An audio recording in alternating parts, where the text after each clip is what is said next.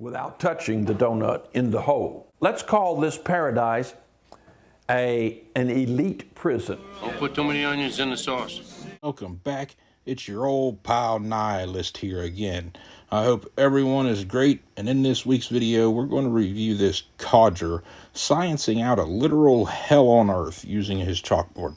Do this coupling. Be my guest. Where did that codger come from? Go away. Touching the donut in the hole. If you have in space a donut, a planet that's a donut, an asteroid that's a donut. Have you ever heard of fucking gravity? Gravity! Regardless of anyone's spiritual beliefs, I find this a difficult pill to swallow. I don't find any wisdom, no fact, no truth in what he says. It would end up in the middle without touching the donut in the hole. Be sure to let me know what you think in the comments below. I do read them. And remember to hit that like and subscribe button. All right, let's get into it. In the book of Revelation, it speaks of a bottomless pit. Could you please explain this? All right, let's go to the chalkboard here, if you will. Now, my mind is poor, so a lot of verses I will refer to that I can't give you the reference immediately. It's the search for fact. A lot of verses I will refer to that I can't give you the reference immediately. But the Bible speaks of hell as down, like this, down. Right there. The Bible speaks of sinners as descending into the bottomless pit. Uh-oh. Judy! It speaks of devils coming up out of the pit. How long have we been falling? I don't know. My watch doesn't tell time. Now, the Bible speaks of the gates of hell, place of opening. You want to bet that's the entrance to the deeper well? Either that or Christmas land. And then it also speaks, in addition to the bottomless pit, it speaks of a lake of fire. Where the bad folks go in the tide. And it speaks of outer darkness. Darkness, everybody! Everyone! Darkness is spreading! Go ahead! So, in the book of Isaiah, it speaks of those who are on the sides of the pit, the damned. Lies the land of the forgotten. So far, this is just reading like a teenage girl's Christian fan fiction. And if you enjoy that kind of thing, cool. Go and read the Divine Comedy or Paradise Lost. Those are excellent books. And then it speaks in the book of Luke, chapter 16, of the rich man dying and being buried, and he lifted up his eyes being in torment. I'm Batman. And he saw Abraham afar off and Lazarus in his bosom. And he said, Father Abraham, send Lazarus over to dip his finger in water and cool my tongue, for I'm tormented in this flame. A few times in my comments, it's been suggested that I needed to read the Gospels. So after 20 years, I'm reading them again. I'm up to Mark 14. I skipped ahead to Luke 16. And I mean, for fuck's sake, it's talking about Hades, you know, the Greek god of torment. And what the fuck does this have to do with the book of Revelations? And Abraham said, son, between you and us. Abraham was in what's called Abraham's bosom. Attention, we're looking for the chick with big boobs. Or paradise. And the rich man was in the pit, on the sides of the pit, in torment, in flames, in fire. So put that in your pipe and smoke it. Abraham on his side was not in flames or in fire. And those of us on this side, which would cross over to you, cannot. And those of you on that side cannot cross over. So he said, we are physically prevented from bringing any of our water over to the side where you are. So Lazarus was a bum who lived off the rich man's scraps. They both died.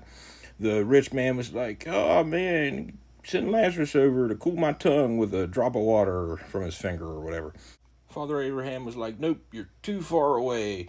And the rich guy was like, well, send Lazarus up to warn all my kids. And Abraham's like, fuck you, no. Abe said if they don't listen to the prophet or Moses, they ain't gonna listen to some fucking dead guy, right?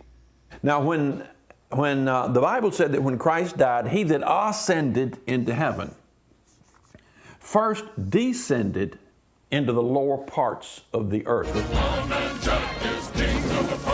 This in Ephesians, maybe chapter 5. Descended into the lower parts of the earth. It said he led captivity captive and gave gifts unto men.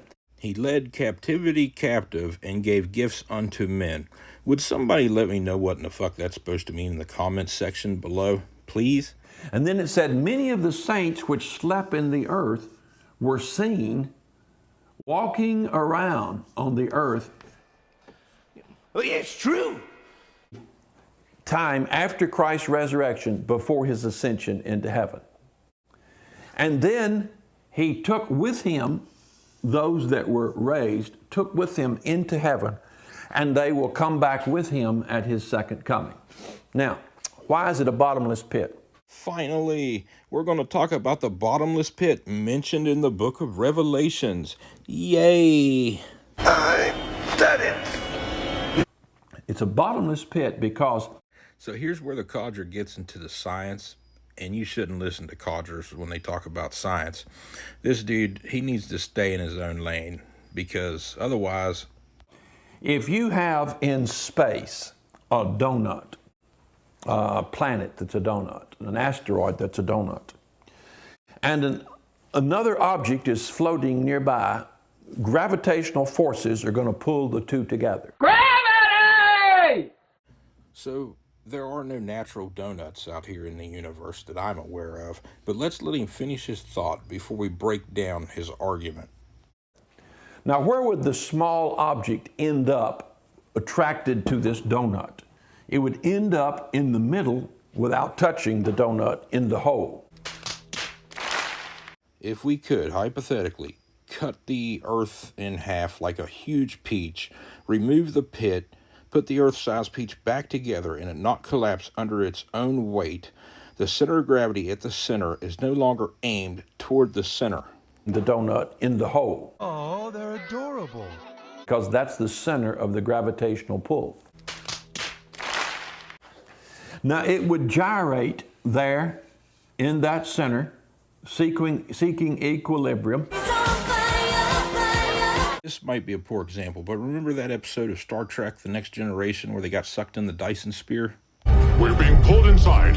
If there wasn't a giant sun at the center, the Enterprise is going to crash into a wall, not gyrate in the middle. As the mass changed in structure and in size or volume or shape. So that's called incoherent babbling.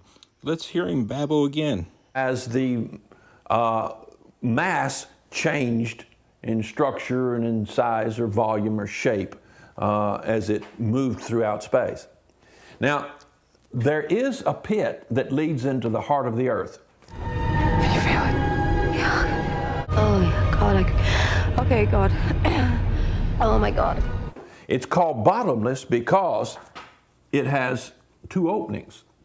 It goes all the way through the earth like this, and has gates and bars that can be locked. I feel like I've memed this bottomless pit shit to death, but I bet I could come up with one more. This is blasphemy. This is madness. This is science. And in the middle of it is the lake of fire, called outer darkness. Darkness! This lake of fire is the place, the ultimate place of the damned, right here. And X never, ever marks this spot. This is the federal prison. This is the local jailhouse prior to trial. The guilty have gone where the rich man went and are waiting trial. The Bible says in the book of Revelation, chapter 20, that The sea gave up the dead which were in it. That's here in the oceans. And death, that's in the grave.